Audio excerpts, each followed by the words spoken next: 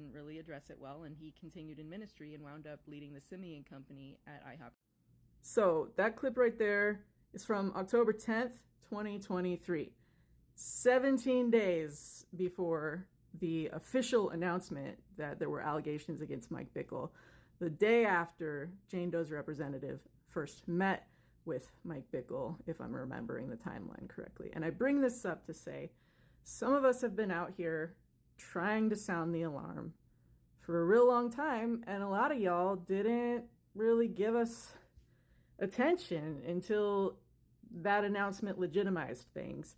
And suddenly, cries that have been ringing out for decades before I was even born, suddenly folks were willing to incline their ear and start second guessing and double checking and doing their research.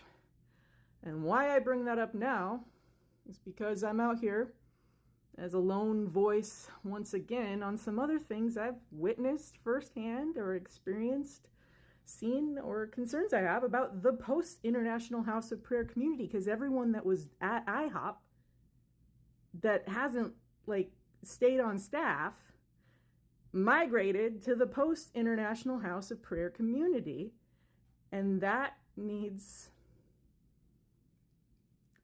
some attention. Just think about that as long as you need, and be willing to ask yourself some hard questions about some of the people that have a vested interest in, the power from IHOP. It's been like Alexandria divided into multiple kingdoms, and some folks are scrambling to get a piece of that pie. Some folks have legitimate good intentions, but not everyone. We were all there. Those of us that were on staff, we know how freaking competitive for the spotlight it got in certain spheres and the kind of people that were drawn to that community. Just be cautious. Just be cautious about those who have platforms coming out of this. Mind where you give your attention and who you place your unquestioned trust in. Question me. Question freaking everyone.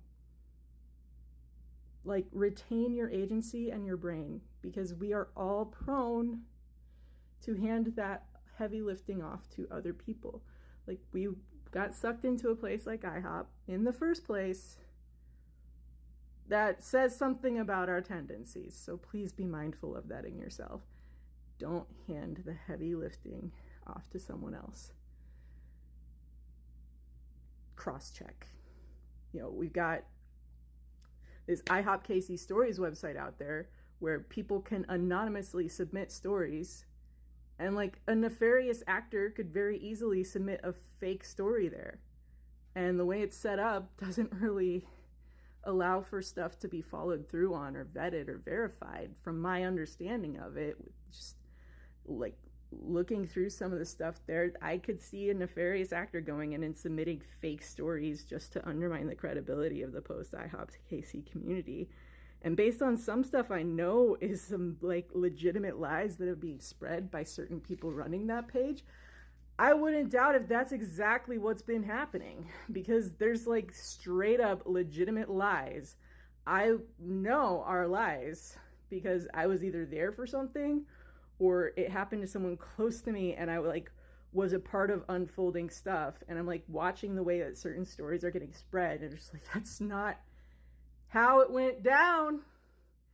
I don't know if your memory's just bad or what, but there's some folks that are just not taking care with the game of telephone, and it's not cool. The details on things matter, and it sucks. And, there's real lives on the other end of that negligence, or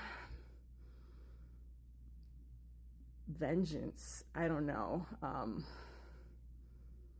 And we were at a place where when people start losing buy-in, they get rallied back with re-sign up again, next historic crisis, next historic fast. Like, that's the way to gather people back up, to get them to be laborers in your army for a cause. And I'm seeing that happen whenever there's lulls in the post-IHOPKC community, where it's like, this is a marathon. It's gonna take years. Just look at any of the Nexium or any of these other cases, SBC. Like, it takes years. And there's people who have had attention out the gate who get antsy when there's a lull, and suddenly they start like manufacturing crisis. Like, oh, there's a lull, let's go after the AG. Like, dude, like, calm your tits, please. Like, it's okay if people go back to their freaking jobs and don't spend that level of buy-in we had those first few months. It's not gonna suddenly not make there be accountability, but like, getting people to constantly re-sign up again by engaging like cortisol dumps is the abusive stuff we tried to flee, you guys. So just be on the lookout for your own health, please. You can go rewatch this video if you want to, but this here was the main reason I'm reposting it. Stay safe, folks.